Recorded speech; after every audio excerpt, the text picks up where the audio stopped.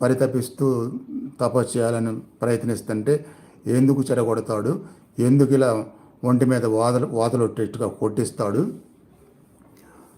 అని చెప్పి ఆ టైంలో నాస్తికుడు అనుకోని నేనేమి అలానే నాస్తికత్వంతో ఉండిపోలా లైఫ్ అంతా.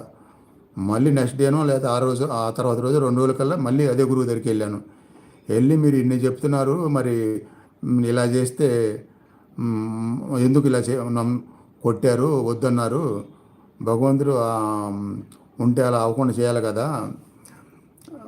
కాబట్టి మీరు దీనికి చెప్పండి, భగవంతుడు చెడ్డవాడా లేదంటే ఆ తల్లిదండ్రులు చెడ్డవాళ్ళ, దేని బట్టి ఇలా జరిగింది, అంత గొప్ప మీరు మీ ప్రకారం అంత గొప్ప విషయానికి మేము వెళ్తుంటే ఇది ఎందుకు జరిగింది అని అడిగితే అప్పుడు ఆయన చెప్పారు,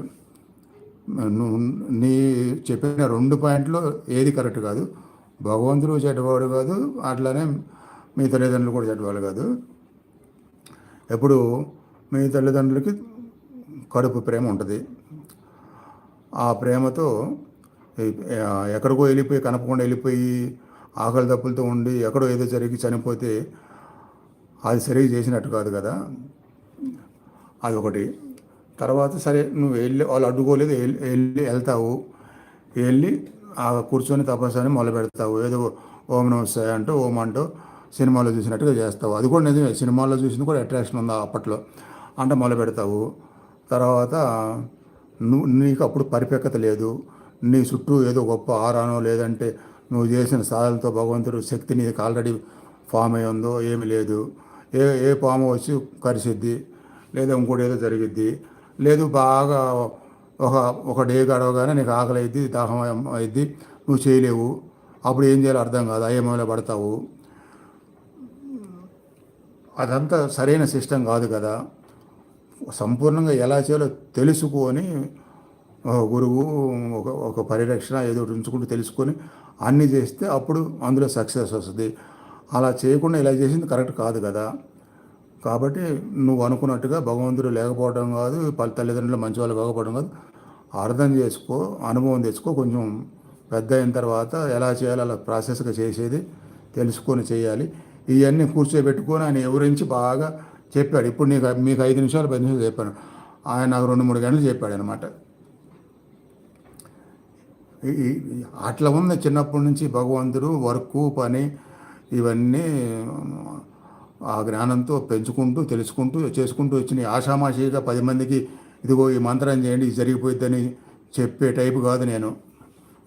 వాళ్ళకి లైవ్లోకి వచ్చి ఏం తెలిసిన మా గురించి మెసేజ్లు పెడతారు.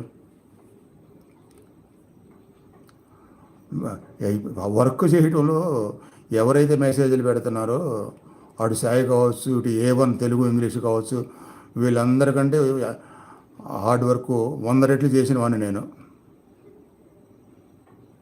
ఉదాహరణ చెప్తాను, హైదరాబాదులో సంబంధించిన సరౌండర్స్లో రోజుకి 100 కిలోమీటర్లు సరౌండ్స్ అంటున్నాను, అందుకే చుట్టుపక్కల ఎక్కడ ఎవరికి ఒక హోమ్ ట్యూషన్ అవసరమైనా సైకిల్ మీద తిరిగి వెళ్ళి చెప్పేవాడిని నేను.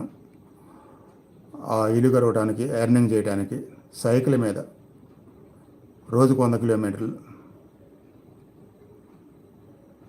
అట్లా మొదటి నుంచి కేవలం మంత్రాలు పూజలు చేస్తూ 10 మందికి చెప్తూ దాని మీద డబ్బు సంపాదించుకున్నాం అనే టైపు కాదు. అసలు డబ్బు సంపాదన ఆధ్యాత్మిక మీద నాకు ఉద్దేశం ఎప్పుడూ లేనే లేదు, మొదటి నుంచి ఇప్పటి వరకు కూడా.